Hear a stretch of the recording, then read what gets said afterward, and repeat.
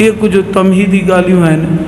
ऐं हिन महफ़िल जा महिमान ख़ासि जर्नल अहले सुन्नत हज़रत अक़दस अल्लामा गाज़ी औरंगज़ेब फ़ारूक़ी साहिब जन जो बयानु थींदो, उहे तव्हांजे ऐं असांजे करे सफ़र कनि था त ताकी मिशन ऐं काज़ ऐं नज़रिए जी ॻाल्हि ॿियनि ताईं पहुची सघे।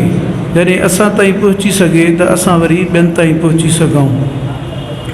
अहिड़े नमूने सां जहिड़े नमूने सां ज़मीन खे पाणी ॾिबो आहे, ज़मीन जे हिकु हारीअ में ॿारीअ में वेंदो आहे, वरी ॿीअ में, वरी टीह में, पूरी जो पूरी ज़मीन सैराब थींदी आहे पाणीअ सां।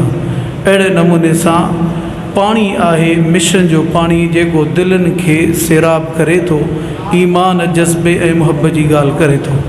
हिकु ॿी ॻाल्हि अर्ज़ु आहे त पीपुल्स पार्टी हुजे या ॿियूं जमायतूं हुजनि, सियासी समाजी जमायतूं, उन्हनि जो हिकिड़ो नज़रियो हूंदो आहे, उन्हनि जो हिकिड़ो कमु हूंदो आहे। उहे कंहिं मख़सूस ऐं महदूद कम में महू हूंदा आहिनि। मिसाल जे तौर ते पूरो साल अवां ॾे असां ॾे कंहिं ॿिए ॾे लड़ी न ईंदा, पर जॾहिं इलेक्शन जो मौक़ो ईंदो पोइ ताज़ियतूं बि थींदियूं, ॿिया मसइला बि थींदा, तरक़ियाती हाला वाला बि थींदा। ऐं उन खां बाद में उन्हनि जो हिकिड़ो कमु आहे इक़्तिदार। उन्हनि जो इहो कमु आहे त उहे महिनत कंदा माण्हुनि ते, दर दर तोड़े जो माण्हू ॻाल्हाईंदनि, धिका ॾींदनि, गिला कंदनि, गारियूं ॾींदनि, अलाए छा बि थींदो आहे उन्हनि सां। उन्हनि जो कमु आहे इक़्तिदार। ऐं जॾहिं उन्हनि जो इहो कमु इक़्तिदार पूरो थींदो आहे त हो अवां उन्हनि जी हालत ॾिसंदा, तब्दील थी वेंदा। हो छा चवंदा आहिनि, खटियासीं, मंज़िल ते पुॼी वियासीं, असांजो मक़सदु इहो हुयो, असां कामयाबु थी वियासीं। उन्हनि जो नज़रियो, उन्हनि जो ज़हन, उन्हनि जो अंदाज़ इहो आहे, बख़िलाफ़ असांजी तंज़ीम जे।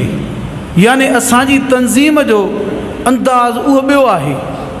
असांजी तंज़ीम जो अंदाज़ उन जो बुनियादु ईमान ते आहे, उन जो बुनियादु उन नज़रिए ते आहे जेको नज़रियो मौलाना हकरम नवाज़ रहमतुल्लाह अलैह ठाहियो न बल्कि ॿुधायो, ठाहियो न बल्कि दुनिया खे हर अंदाज़ में, हर लेवल सां ॿुधायो। उन ॿुधाइण जे अंदरि हुन जो अहिड़ो अंदाज़ हुयो, उहो अहिड़ो इख़लास हुयो जो दुनिया जे अंदरि जेके बि माण्हू हुया उन जा क़ाइल थी पिया, उन जा मुतक़िद थी पिया, उन जी मिशन खे मञण जे लाइ ईअं चऊं त क़ल्बी, ज़हनी, ज़बानी मजबूर थिया। मजबूर इन करे थिया जो उन जो इख़लास, उन जो नज़रियो, उन जो अंदाज़ अहिड़ो आला अरफ़ा उत्तम हुयो जो उन क़ाइल कयो दुनिया खे। त असां में ऐं ॿियनि जमातुनि में इहो फ़र्क़ु आहे त असांजी कामयाबी अलाह जी रज़ा आहे, असांजी कामयाबी माण्हुनि ताईं ईमान जी ॻाल्हि पहुचाइणु आहे, असांजी कामयाबी माण्हुनि ताईं अज़मत सहाबा व अहल बैत जे दिफ़ा जो तरीक़ेकार ऐं कम जी उहो पूरे जो पूरो नज़रियो पहुचाइणु आहे, हर हाल में, हर जॻह ते, हर अंदाज़ ते, पर उन में हिकमत लाज़िम आहे। इहो असांजो कमु आहे। उन खां अलावा दुश्मन जी सुञाण लाज़िम आहे, उन खां अलावा दुश्मन जो इल्मु लाज़िम आहे त दुश्मन केतिरो आहे, उनखे ताक़त केतिरी आहे।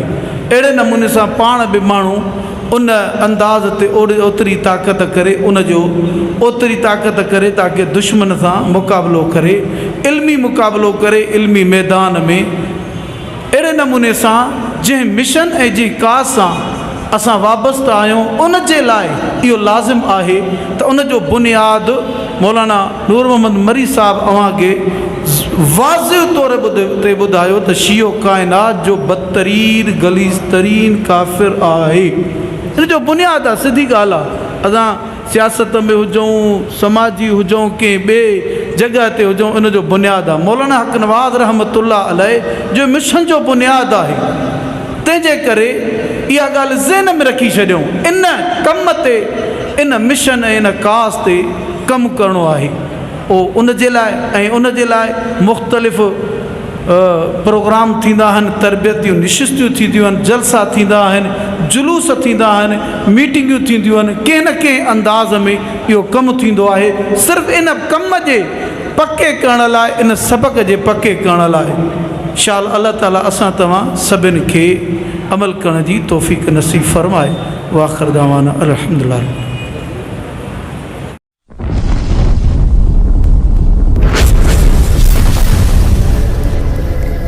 Subscribe my YouTube channel.